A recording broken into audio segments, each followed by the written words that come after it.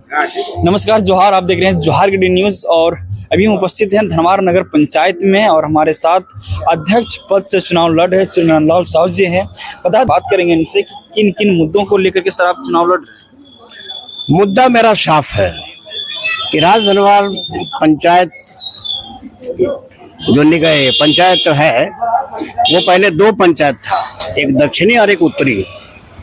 अब ये नगर निकाय हो गया, यानी दोनों मिला के एक पंचायत एक हो गया है। अब ये शहरी क्षेत्र हो गया, तो शहरी क्षेत्र सिर्फ नाम हुआ है, लेकिन शहर के हिसाब से यह कोई सुविधा नहीं है। अब यहाँ का बिजली पहले से तो कुछ बेहतर है, लेकिन जितना बेहतर होना चाहिए वो भी उतना नहीं है। रह गया पानी का व्यवस्था, पानी में जो है सो उसी तरह से प्रॉब्लम आ रहा है। तो पानी के लिए भी हम लोग इससे पहले जो मीटिंग हुई थी पीएचडी ये नगर निकाय में, तो उस समय हम मौजूद थे। उस मीटिंग में जो उन लोगों ने गलत डिसीजन लिया था कि पानी जो है सिर्फ पचखोरो डैम से आना चाहिए, तो फर्स्ट मीटिंग में चूंकि हम थे नहीं, उसी समय हम काट देते। सेकंड मीटिंग में जब हम थे मौजूद, तो उस चीज को हमने काटने का काम किया कि भाई एक राज धनवार पिछले कई वर्षों से बिजली के लिए तरस रहा था। माने उसका कारण यही था कि एस्टीमेट जो था 33 की भी लाइन कोडरमा से दिया गया। उस समय बिजली विभाग से संबंधित हम कुछ कार्य करते थे, हम जानते थे प्रॉब्लम होगा।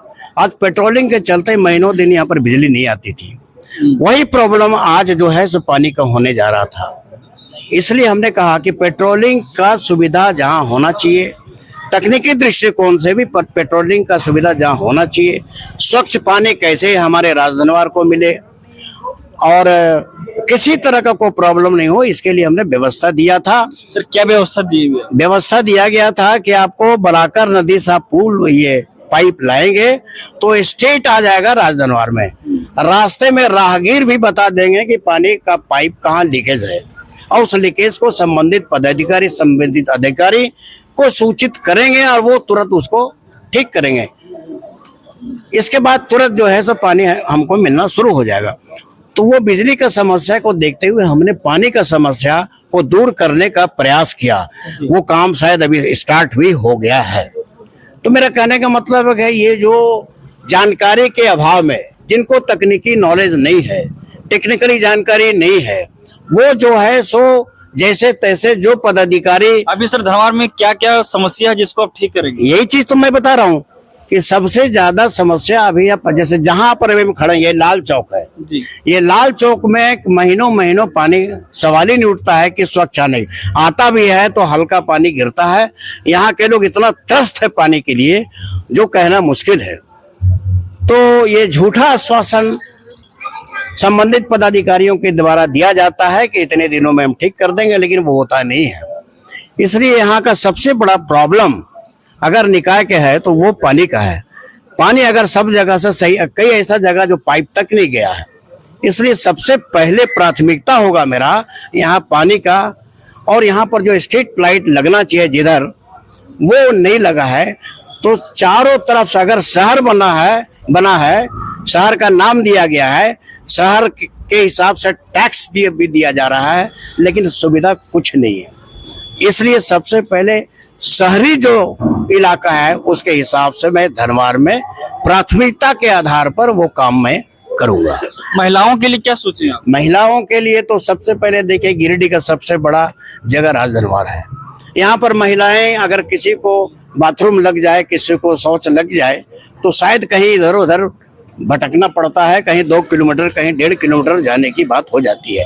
एक भी पूरे राजधनवार में कहीं महिलाएं के लिए कोई शौच नहीं है, कोई शौचालय नहीं है, कोई सुविधा नहीं है। महिलाएं तो छोड़ दीजिए, जेंट्स के लिए कोई भी नहीं है। हम अपने पहले ही लायंस क्लब में एक जैसे तैसे हम लोग बनाया था, वो भी तो बहुत मुश्किल के बाद साफ सफाई हुई। इसलिए सबसे पहले महिलाएं के लिए 2 चीज यहाँ पर प्राथमिकता के आधार पर होना चाहिए।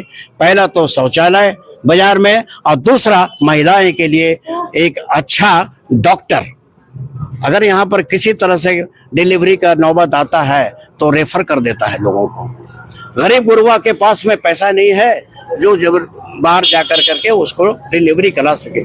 इसलिए पहला प्राथमिकता महिलाएं के लिए मेरा होगा, लेडी डॉक्टर अच्छा हो, उसकी हर सुविधा हो, जितना भी वहां पर उन लोग को सुविधा होना चाहिए इस हॉस्पिटल में होना चाहिए। मेरा प्रथम प्रयास यही रहेगा।